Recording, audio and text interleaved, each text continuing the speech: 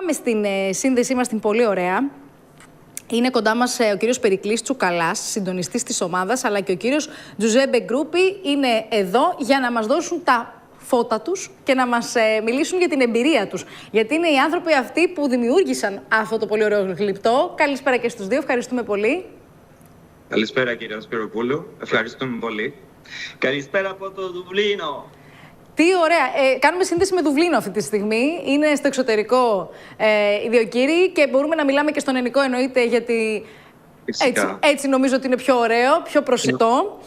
Ακριβώς. Πάμε να ξεκινήσουμε να δούμε αυτό το γλυπτό αρχικά, πώς ξεκίνησε η ιδέα. Πάμε από τα βασικά, να τα πάρουμε με τη σειρά τα πράγματα. Λοιπόν, όπως είπατε και εσείς, το όνομα είναι Ανεξίτηλη Μνήμη και η πηγή έμπνευσης ήταν η παραλία Ναυάγιο της Ζακίνθου και το πλοίο Παναγιώτης, το οποίο έχει τη δική του Οδύσσια. Δηλαδή, ουσιαστικά ξεκίνησε από κάποιο λιμάνι της Σκωτίας και κατέληξε στο βόρειο τμήμα της Ζακίνθου. Εμείς θέλαμε να αποδώσουμε ένα φόρο τιμής σε αυτό που ήρθε ξαφνικά, έκανε αυτή την παραλία και τη Ζάκυνθο εικονική σε όλο τον κόσμο και έτσι όπως ήρθε αυτό το πλοίο άρχισε σιγά σιγά να χάνεται στην άμμο και να εξαφανίζεται και το μόνο που ουσιαστικά μένει είναι η ανάμνηση από αυτό το μέρος. Είμαστε ενήμεροι συνεχώς, βλέπουμε το πλοίο να χάνεται παροδικά με τον καιρό μέσα στην άμμο, αλλά αυτό δεν σημαίνει ότι η παραλία ή η ανάμνηση θα χαθούν. Και από κόσμο που μιλήσαμε στο εξωτερικό και από το ίντερνετ και παντού, βλέπουμε ότι αυτό που μένει στα σχόλια του κόσμου είναι η ανάμνηση. Μπράβο. Είναι ωραίο αυτό που λέτε, γιατί συνδέεται με κάτι πολύ σημαντικό, με το ναυάγιο της Ζακίνθου. Ακριβώς. Λοιπόν, αν πάμε σταδιακά από το βίντεο να σας δείξουμε πώς ήταν η διαδικασία και... Ναι. Πάμε να πάρουμε, παιδιά, το βίντεο από την αρχή για να βοηθήσουμε λίγο και τους καλεσμένους μας. Ουσιαστικά, να το δείχνει, όχι, νομίζω ξεκινάει από... πιο πριν. Κάπου εδώ. Ξεκινάει λιγάκι πιο πριν. Πιο πριν. Ναι, είναι εξηγήστε μας, ξεκινάμε μαζί να τα δούμε και θα παίξει και η εικόνα. Ωραία, τέλεια. Λοιπόν, εμείς είχαμε σαν ιδέα αυτό, δηλαδή η πηγή έμπνευσης ήταν το πλοίο Παναγιώτης, αλλά θέλαμε να φτιάξουμε ένα γλυπτό το οποίο θα αντιστρέψει τη διαδικασία της ανάμνησης. Αυτό σημαίνει ότι, όπως βλέπετε από αυτές τις εικόνες που βλέπουμε τώρα, θέλαμε να παραπέμψουμε λίγο στην ιδέα του ναυάγιου, του πλοίου.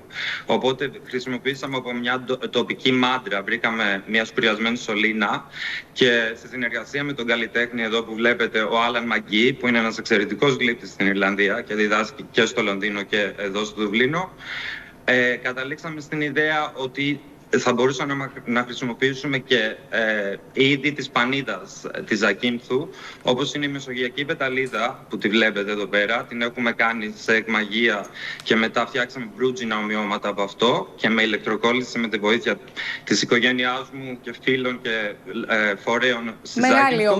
Μεγάλη ομάδα, ναι. Ακριβώς. Και πάνω απ' όλα, ξέρετε, περάσαμε και ωραία. Οπότε αυτό θέλαμε να πούμε, ότι χρησιμοποιούμε, δηλαδή η μεσογειακή πεταλίδα δεν είναι η πεταλίδα που βλέπουμε στα βράχια της Ζακίνθου πλέον, έχει εξαφανιστεί. Υπάρχει μόνο σε λίγα σημεία στη Μεσόγειο και κυρίως στις ακτές της Ισπανίας. Λοιπόν, οπότε θέλαμε να τα φέρουμε όλα αυτά μαζί για να δείξουμε ότι η φύση με την τέχνη και με τον πολιτισμό και την κουλτούρα συνδέονται άρρηκτα. Λοιπόν, αυτό που κάναμε ήταν όταν τελειώσαμε με το γλυπτό τη σωλήνα με τις πεταλίδες, το πήραμε στην παραλία των Αλικών, το θάψαμε στην άμμο για να αντιστρέψουμε τη διαδικασία της ανάμνησης και φτιάξαμε καλούπια, όπως βλέπετε, ξύλινες βάσεις. Τις συμπιέσαμε πολύ καλά με νερό, ώστε να γίνει πιο συμπαγής η άμμος. Και μετά την επόμενη μέρα βγάλαμε τα καλούπια και ο γλύπτης είχε εμπνευστεί να φτιάξει ένα γλυπτό το οποίο θα είναι από τη φωλιά της χελώνας, τα αυγά της καρέτα της χελώνας. Ένα άλλο γηγενές είδος της Ζακίνθου που είναι εικονικό επίσης.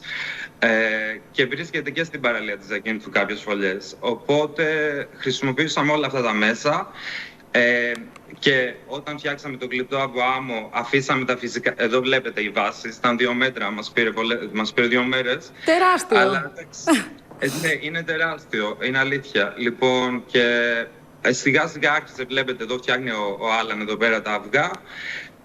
Και το αφήσαμε μετά αυτό, με τα φυσικά στοιχεία, τον άνεμο και την βροχή και τον ήλιο και όλα αυτά, να αρχίσει να φθήρεται. Ουσιαστικά να αποκαλύπτει την ανάμνηση, που είναι το γλυπτό μέσα το συμπαγές, το οποίο δεν χάνεται.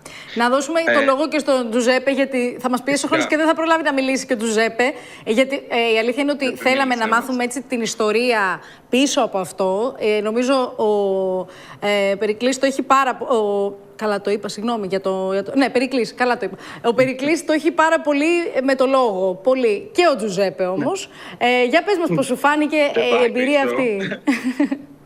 Your experience. So, γεια σας, είμαι Giuseppe, ο Giuseppe Gruppi και είμαι Ιταλός, όπως ακούτε. Το βρίσκω πολύ ενδιαφέρον και διαγερτικός. Εγώ είμαι συντάκτης του περιοδικού Pinocchio Magazine. Είσαι συνάδελφος, έτσι να τα πούμε και αυτά. Είσαι συνάδελφος δημοσιογράφος.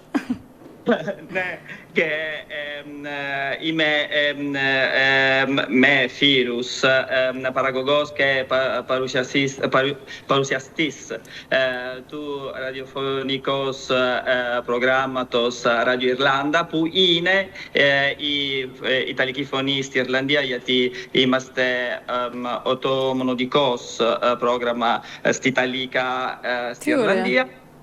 Και είμαι διευθυντής της σχολής μαγειρικής στη Ιρλανδία, στο Δουβλίνο. Πολύ άσχολος ο Τζουζέπε. Και Δεν είμαι σίγουρα, ευχαριστώ. Μπράβο, είσαι εργαλείο, δυνατό. Αυτά τώρα δεν μεταφράζονται. Δεν μεταφράζονται, αλλά είναι καλά να ξέρεις αυτά που σου λέω. Να μην ξεχάσουμε να παραλείψουμε, η ομάδα μας λέγεται Ρέμα και είναι μια διαδραστική εντελώς ομάδα, μη κερδοσκοπικού χαρακτήρα, και είναι ένας άλλος συνάδελφος μαζί μας, ο Πολ Μακλίνα, που είναι Ιρλανδός. Οπότε έχουμε ερεθίσματα από διάφορες κουλτούρες, όπως καταλαβαίνετε. Ναι. Μπράβο. Ερεθίσματα από διάφορες κουλτούρες, από διάφορες πολιτείες, από πάρα πολλές άλλες χώρες, και αυτό μου αρέσει γιατί ενωθήκατε και βρεθήκατε στην Ελλάδα, στη Ζάκυνθο, κάνατε κάτι πάρα πολύ ωραίο και διαφορετικό, που πέρασε ένα μήνυμα. Και αυτό το μήνυμα νομίζω είναι εξαιρετικό, συγκινητικό. Εσύ, Περικλή, έχεις καταγωγή από τη Ζάκυνθο? Εγώ έχω μεγαλώσει στη Ζάκυνθο, έχω περάσει όλα μου τα παιδικά χρόνια. Λοιπόν, όπως καταλαβαίνεις, το πονάω το μέρος και είμαι άρρηκτα συνδεδεμένος. Και η οικογένειά μου είναι εκεί, περνάω πολύ καιρό. Και θέλαμε λίγο να αναδείξουμε κάτι διαφορετικό, δηλαδή τον καλλιτεχνικό τομέα παράγοντα της Ζακύνθου. Γιατί όπως ξέρετε, τα Ιόνια νησιά είναι όλα ιδιαίτερα καλλιτεχνικά. Οπότε και αυτό που βλέπουμε όταν μιλάμε με κόσμο έξω, όλοι ξέρουν τη Ζάκυνθο. Δηλαδή, αυτό είναι το διαβατήριό μου εδώ. Αν πούμε από τη Ζάκυνθο, όλοι έχουν πάει. Το θέμα ήταν ότι όλοι ψάχνουν να βρουν ποια είναι η μοντέρνα τέχνη της Ελλάδας. Διότι τα μνημεία, όλα αυτά υπάρχουν. Αλλά πρέπει να προωθήσουμε και λίγο τη μοντέρνα τέχνη της Ελλάδας και της Ζάκυνθου. Και τα καταφέρατε με τον καλύτερο δυνατό τρόπο. Ναι, Τζουζέπε, να κλείσουμε με σένα, αν θες να πεις κάτι ακόμα. Εγώ έχω ελληνική καρδιά. Δεν είμαι Έλληνας ακόμα, αλλά ελπίζω κάποια μέρα θα είμαι Έλληνας. Είσαι. Όχι, είσαι, τελείωσε. Δεν είμαι. Το λέμε εμείς. Ευχαριστώ. Νιώθω πιο σίγουρος για τα ελληνικά μου. Αλλά πρέπει να πω ότι είμαι από Καλάβρια. Λοιπόν, είμαι από την Μεγάλη Ελλάδα. Έτσι. Ευχαριστούμε πάρα πολύ. Και ελπίζουμε να τα πούμε από κοντά. Εάν έρθετε διακοπές στη Ζάκυνθο, θα είναι χαρά μας να σας δούμε από κοντά. Κοιτάξτε, μελλοντικά αποσκοπούμε να κάνουμε και κάποια έκθεση. Οπότε θα είμαστε σε επικοινωνία για να τα πούμε και από κοντά. Εννοείται αυτό. Ευχαριστούμε πάρα πολύ, Περικλή, Τζουζέπε. Χάρηκα πάρα πολύ που σας γνώρισα.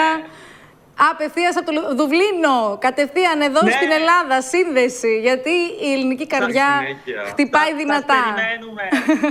Να είστε καλά, ευχαριστούμε. Ευχαριστούμε πολύ.